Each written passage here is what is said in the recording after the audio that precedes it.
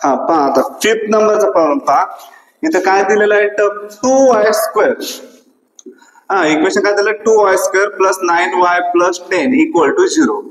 आपल्याला इथं काय करायचं पहिल्यांदा हे 2 जो आहे तो सर्वांना डिवाइड करून टाकू. 2 is dividing on both side म्हणून. मग काय होणार इथं 2/2 जर म्हणजे y² राहिला असता. नेक्स्ट 9/2y प्लस 10/2 म्हणजे काय असता 5 equal to 0. Equation number first. इथं लिहून टाकू y² plus 9/2y plus 5 is comparing with. आता इथं प्लस आहे म्हणजे x plus a whole bracket square चा फॉर्म्युला यूज करून टाकू. काय ना x² plus 2ax plus a² equal to 0. म्हणजे y² नुसार लिहतो y² plus 2ay plus a² equal to 0. म्हणजे काय येणार 9/2y equal to 2ay. Next काय होतो k इथं सॉरी k घ्यायचं होतं ना. k equal to a². हे y कॅन्सल. मग नेक्स्ट काय होतं हा इंटूचा 2 जो इकडे डिवाइडला येतो 9/2 into 2 equal to a. 9/4 equal to a. हे काय झालं a ची व्हॅल्यू झाली काय 9/4. आता k म्हणजे a² म्हणजे काय येणार 9/4 चा स्क्वेअर म्हणजेच k इक्वल टू 81/16. हे आलेलं 9 चा स्क्वेअर 81 4 चा स्क्वेअर 16. आता करा याच्यात एकदा ऍड आणि एकदा subtract.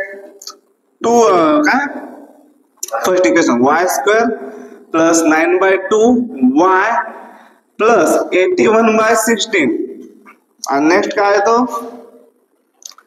Minus 81/16 plus 10 equal to 0. हे करा पार्टिशन. पार्टिशन केल्यानंतर काय करणार हे काय ब्रॅकेट कोणता ब्रॅकेट तयार होतो बा. हे फर्स्ट टर्म कशाचा स्क्वेअर आहे वायचा प्लसला प्लस. थर्ड टर्म पहा 9 आणि हा 16 म्हणजे 4 y plus 9/4 whole bracket square. याच्यात आणि याच्यातून हा मायनस बाहेर काढून म्हणजे काय होतं 81/16 मायनस 10 इक्वल टू 0. 10 च्या खाली काय नाही म्हणजे 1 असतो. करा क्रॉस मल्टिप्लिकेशन. काय तो y प्लस 9/4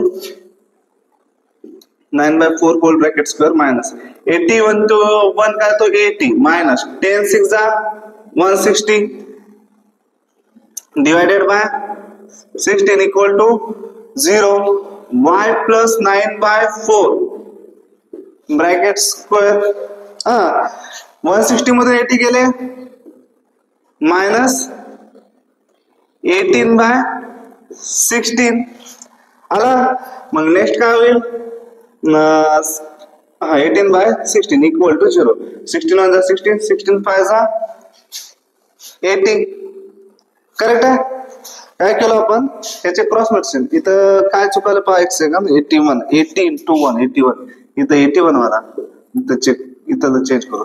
160 मधून 81 गेले किती राहतो 10 मधून 1 गेला 9 15 मधून 8 गेला 7 आणि इकडे हो ओके 79 आला याला 79/16 मायनस 79/16 इक्वल टू 0.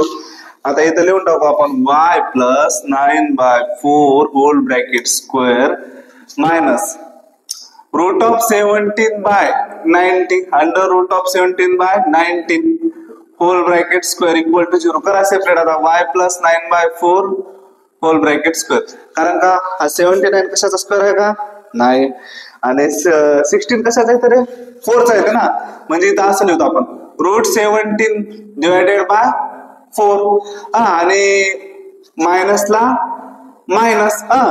मग पहा आता इथे एकदा a² मायनस b² नुसार लिहू टाकू y plus 9/4 minus root of 17/4 plus इथला आहे. आणि नेक्स्ट काय होणार y plus 9/4 minus minus of root 17/4 आला इक्वल टू 0. एकदा प्लस मधला लिहिला एकदा मायनस मधला लिहिला.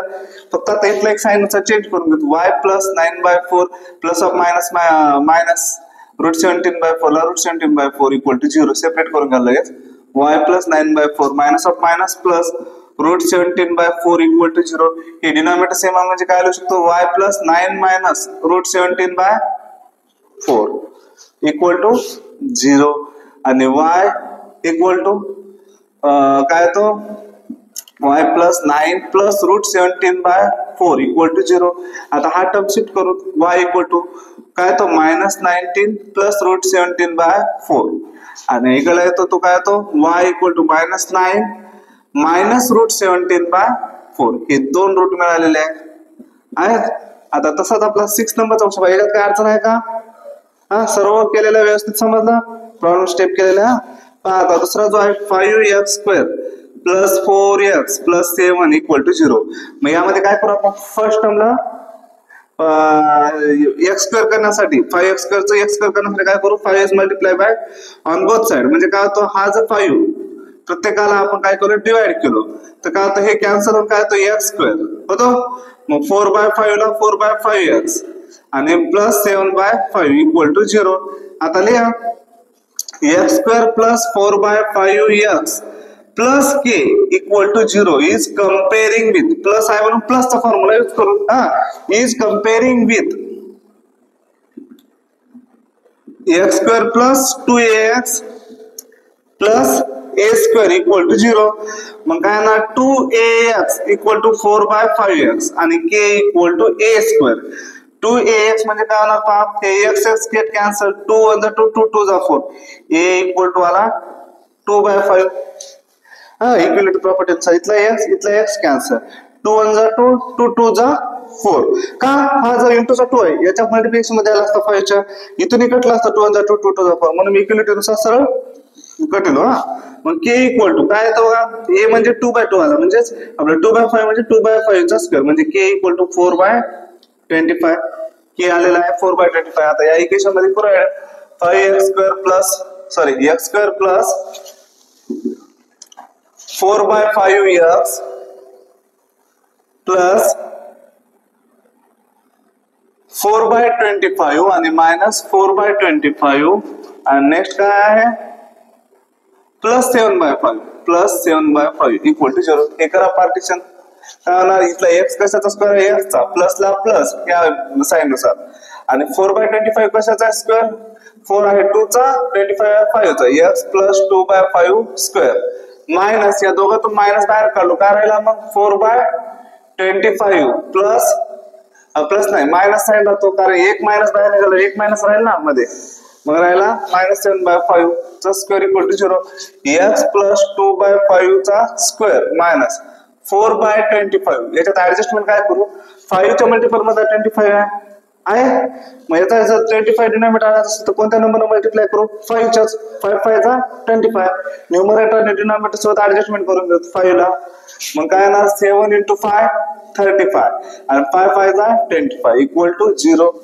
x plus 2/5 whole bracket square minus 4 - 35 divided by 25 equal to 0.